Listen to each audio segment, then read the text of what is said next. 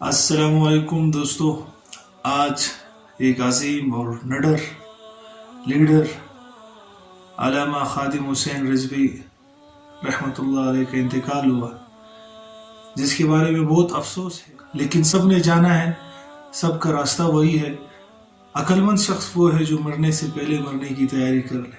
آپ نے ان کا جنازہ دیکھا ہوگا کہ کیسے کتنے لوگ تھے کہ ایک جہاں تک حد نگاہ تھی وہاں تک لوگ ہمیں نظر آ رہے تھے۔ آج تک آپ نے کسی پیسے والے کے جنازے میں، کسی بہت مشہور ایکٹر کے جنازے میں یا کسی عہدے والے کے جنازے میں، کسی بڑے سے بڑے ڈگری ہولڈر کے جنازے میں اتنے لوگ آپ نے نہیں دیکھے ہوں گے۔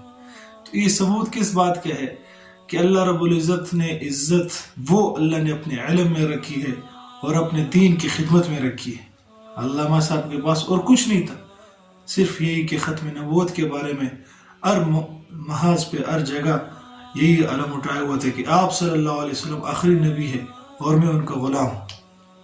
تو دیکھیں ان کا جنازہ، ایک جنازہ یہ ہے اور ایک جنازہ جیسے کہ ایک عالم سے سنا ہے کہ ٹٹا کا جو شہر ہے کراچی کے قریب، وہاں ایک شخص مرا۔ تب جب اس کا جنازہ لے جا رہے تھے تو راستے میں کتے بھی اس جنازے پہ اوپر چھلانگے لگا رہے تھے، جنازے کے ساتھ ساتھ چل رہے تھے۔ لوگوں نے اس کتوں کو ہٹایا لیکن کتے مسلسل جا رہے تھے جنازے کے ساتھ۔ جب اس کو دفن کیا گیا، لوگ وہاں سے جانے لگے تو کتے آ کر اس قبر کو کودنے لگے۔ پھر کتوں کو بگایا اور کسی عالم سے پوچھا، تو عالم نے پوچھا کہ آپ جا کر قبر دوبارہ کھود لو کہ کیا چکر ہے۔ جب قبر دوبارہ کھودی گئی، دیکھا تو اس شخص کا جو چہرہ تھا وہ خنزیر کا بنا ہوا تھا۔ یہ آپ لوگوں نے بھی شاید سنا ہو، لیکن اب ہم اس میں دیکھے جب پتہ کیا کہ یہ کیا کرتا تھا، کہا کہ یہ شخص نماز نہیں پڑھتا تھا۔ آج میں اور آپ دیکھ لیں کہ کتنی معاملے بہانوں سے ہم نمازیں قضا کر رہے ہیں۔ 95% ہمارے مسلمان نماز نہیں پڑھتے، صرف 5% پڑھتے ہیں، وہ اس میں سے بھی 2% ٹھیک ہوں گے، 3% ان کو نماز کا معنی بھی پتہ نہیں ہوگا۔ تو آج ہمیں چاہیے کہ ابھی ہم توبہ کر لیں اور اپنی آنے والی زندگی کو اللہ کے احکامات اور رسول اللہ صلی اللہ علیہ وسلم کے طریقوں کے مطابق گزارنے والے بن جائیں، تاکہ ہماری آخرت بھی سنور جائے اور ہمارے جنازے میں بھی اتنے لوگ ہوں۔ ناظرین، اگر پرائم منسٹر سے لے کر بڑے سے بڑا آدمی، اس کے جنازے میں بھی اتنے لوگ آپ نے نہیں دیکھے ہوں گے جو آج تک تاریخ میں ہیں۔ جتنے بڑے جنازے پاکستان کی تاریخ میں گزرے ہیں وہ سارے بڑے علماء کے، جو نے جمشید کیا تھا دین کے راستے میں شہید ہو گئے۔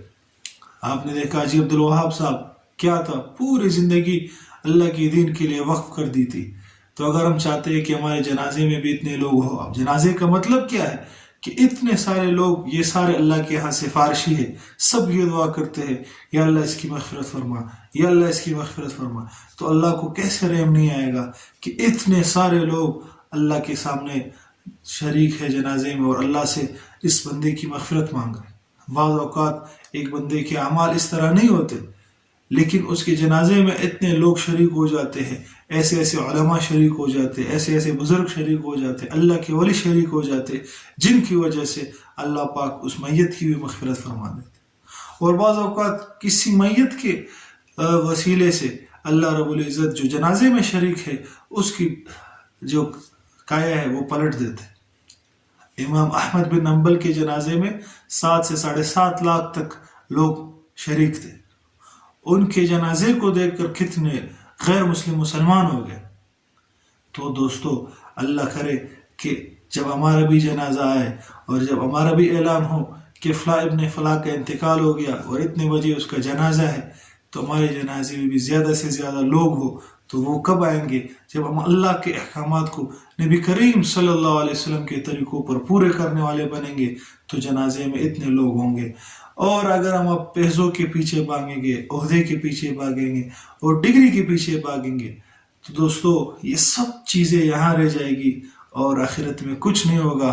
جیسے حضور صلی اللہ علیہ وسلم نے فرمایا کہ 3 بھائی ہے، ایک بھائی جب انسان مر جاتا ہے تو اس کا تعلق اسی وقت ختم ہو جاتا ہے اس سے، اور دوسرا بھائی جب انسان مر جاتا ہے تو وہ اس کو لے جاتا ہے قبرستان تک، اس کو کفنا کر دفنا کر پھر واپس آ جاتا ہے۔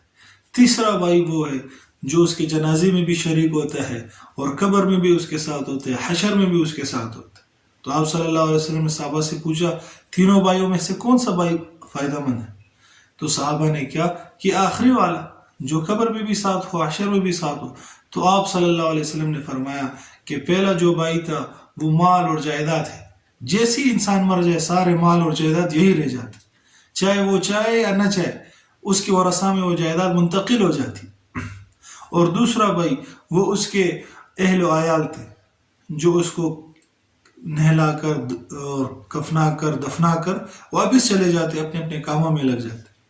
اور تیسرا جو بھائی ہے وہ نیک اعمال ہے جو انسان کے ساتھ قبر میں بھی ہوتے ہیں اور آخرت میں بھی ہوتے ہیں۔ تو اللہ تعالیٰ ہمیں بھی نیک اعمال کرنے کی توفیق عطا فرمائے۔ کوئی اچھی بات ہو تو اللہ کی طرف سے، کوئی غلط بات ہو تو میری نفس کی شرارت ہے، اللہ مجھے معاف کر دے۔